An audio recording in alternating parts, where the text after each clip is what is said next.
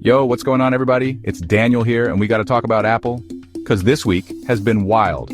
First up, Siri's getting the boot, in Europe at least. The EU just threw down the law, forcing Apple to let users ditch Siri for Google Assistant or Alexa. Apple is not happy about it, calling it unfair and everything. We've got Vision Pro buyers demanding refunds, Fortnite going full savage on Apple, and rumors of an iPhone 17 that's thinner than my patience for bad tech. So buckle up, hit that subscribe button, and let's dive into the chaos. Alright, so picture this. You're chilling in Paris, sipping your espresso when suddenly your iPhone starts speaking fluent French in Alexa's voice.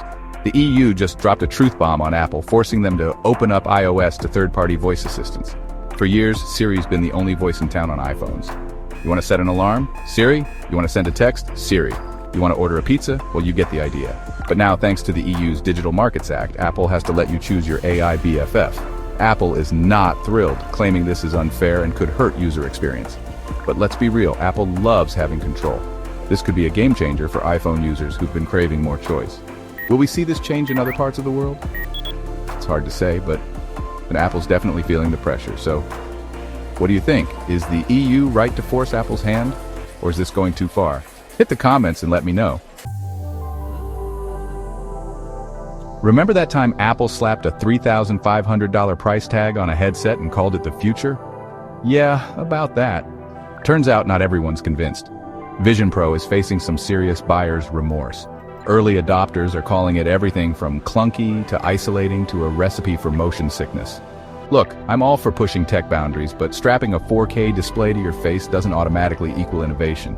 And let's not forget the whole looking like a cyborg from a 90s movie thing. The biggest complaint? It just doesn't feel practical. Sure, the tech is impressive, but who's actually going to wear this thing for hours on end? Plus, that price tag is steep. For $3,500, you could buy a top-of-the-line MacBook Pro, an iPad Pro, and still have enough cash left over for a weekend getaway. What do you guys think? Is Vision Pro a revolutionary leap forward or a $3,500 paperweight? Drop your thoughts in the comments, and let's debate. Hold on to your pickaxes, gamers, because the Apple vs. Fortnite saga just got even juicier. Remember when Epic Games bypassed Apple's App Store fees and got Fortnite banned from iPhones? Yeah, well, the Battle Royale is back on, but only in Europe. Thanks to those EU regulations we talked about earlier, Apple has to allow third-party app stores on iPhones. And guess who's taking advantage? That's right, Epic Games is waltzing back onto iOS devices like they own the place. Meanwhile, Apple's over there fuming, muttering something about unfair competition and hurting developers.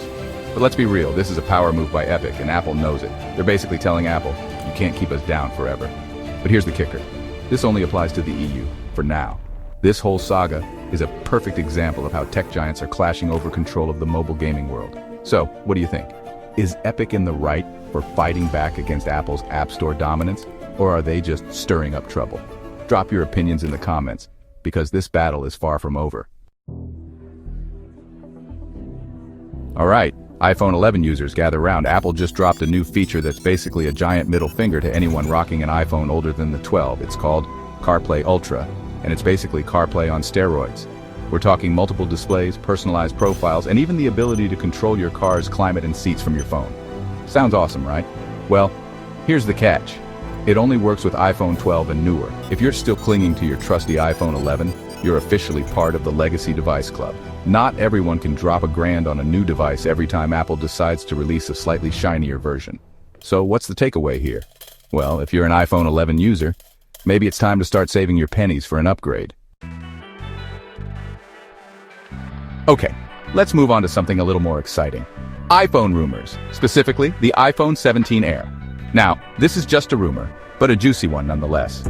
Word on the street is, Apple's cooking up an iPhone that's thinner than ever before, with a battery that'll make you forget your charger anxiety. We're talking silicon anode battery tech here, people. Imagine scrolling through TikTok for hours on end without your phone dying. It's a beautiful dream, isn't it? Of course, this is all speculation at this point, but just imagine an iPhone so thin it practically disappears in your pocket with a battery that lasts for days. And who knows? Maybe Apple will actually deliver on these rumors. So what do you think? Are you excited about the prospect of an ultra-thin, super-powered iPhone 17 Air? Or are you taking all these rumors with a grain of salt? Let me know in the comments.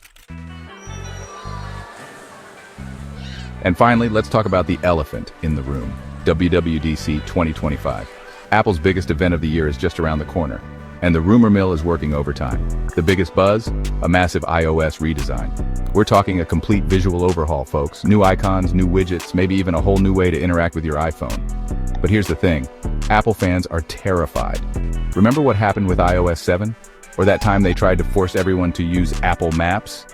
Yeah, let's just say Apple doesn't always have the best track record when it comes to major software changes. So the big question is, will WWDC 2025 be a triumph or a train wreck? Will Apple finally deliver the iOS redesign we've all been waiting for? Or will they leave us all scratching our heads and wondering what they were thinking? Only time will tell. Check one, check two, check. So there you have it, folks. Another week, another Apple roller coaster. From Siri's European exile to Vision Pro's buyer's remorse, it's been a wild ride. What do you think? Is Apple at a turning point, or are these just minor bumps in the road for the tech giant? Let me know in the comments down below. Don't forget to smash that like button if you're on Team Siri deserved better. And subscribe for more tech drama, analysis, and of course, all the latest Apple news.